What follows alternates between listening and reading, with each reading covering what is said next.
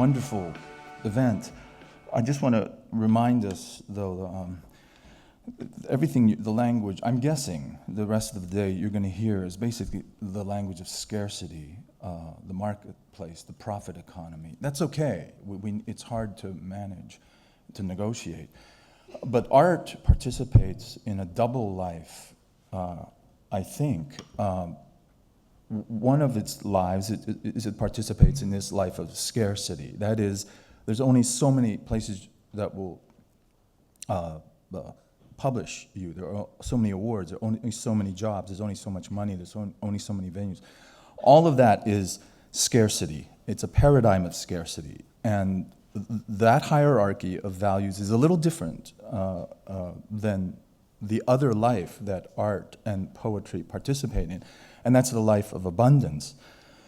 The life of abundance is different paradigms. It's a different hierarchy of values. The life of abundance is the more you practice your art form, the more you understand yourself, the more you understand the world, the more you, the more self-knowledge you get, the more understanding of your medium you get. And the understanding of the medium is the understanding of universal principles. So it seems to me that life of abundance shouldn't be forgotten, even though you. And I don't mean to be disparaging at all of the life of scarcity. We need a map, you know. I mean, you want to be published. We need jobs, and we need, and so on and so forth. I just want to remind you about that. Now, in that, my life of abundance, in my own life, what I have been trying to write this poem my whole life, and the irony is going to be when I read it to you, you're going to say, "Man, that's it," and and you know, I have to live with that.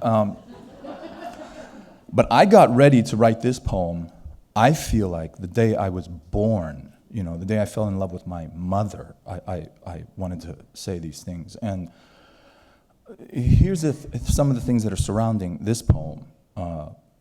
I wrestle with, I wake up every morning a little terrified, you know, kind of on the verge of being like satisfied and not, and I can't understand what that's about, but then I avoid the news because it's depressing. I avoid newspapers because it's depressing, and I do a lot of reading, a lot of writing, and what I think about are things like measure, you know, like what is measure, and because I write poems, and I write verse specifically, so I think when you measure something, you are comparing something against a standard, right? So I think that standard has to be unmoving, unchanging, immune to violence and death. That's a definition of the sacred. So my question is, and this is what obsesses me all day long and terrifies me, and I can't explain why. I think if there isn't a sacred, that is an immutable, unmoving something, there's nothing to measure against. All measuring is measuring against something, right? So then I think, okay, what is that thing? So that terrifies me. I can't answer that. The other thing that terrifies me is this.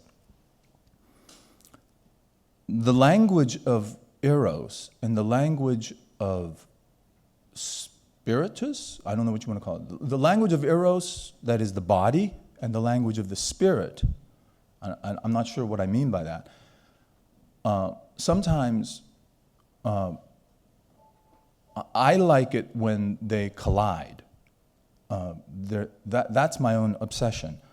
And I'm very interested in love and war. I feel as if a poet, if you're serious about writing a poem, you need to study love and war. You need to be capable of love and war. War is problematic. We could talk about that. But now I'm going to read you this poem. You're going to say, none of that made it into this poem. But there you have it. Okay, so here we go. This is it. I mean, you're going to look at this. One more thing, human suffering. I have come to accept that there will always be somebody killing somebody. I've come to accept it. I'm no longer thinking, someday Maybe that won't happen. No.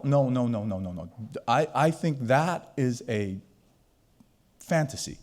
There will always be somebody killing somebody. Now, that terrifies me, and so I study war, forms of war, so that terrifies me.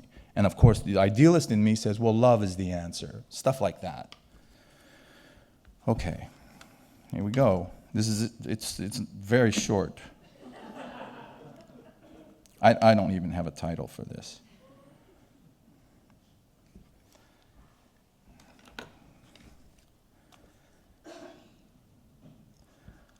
I loved you before I was born. It doesn't make sense. I know. I saw your eyes before I had eyes to see, and I have lived longing for your every look ever since. That longing entered time as this body, and the longing grew as this body waxed, and the longing grows as this body wanes. That longing will outlive this body. I loved you before I was born. It makes no sense, I know. Long before eternity, I caught a glimpse of your neck and shoulders, your ankles and toes, and I've been lonely for you from that instant. That loneliness appeared on earth as this body, and my share of time has been nothing but your name outrunning my ever saying it clearly, your face fleeing my ever kissing it firmly once on the mouth. In longing, I am most myself, wrapped, my lamp mortal, my light hidden and singing. I give you my blank heart. Please write on it what you wish. Thank you.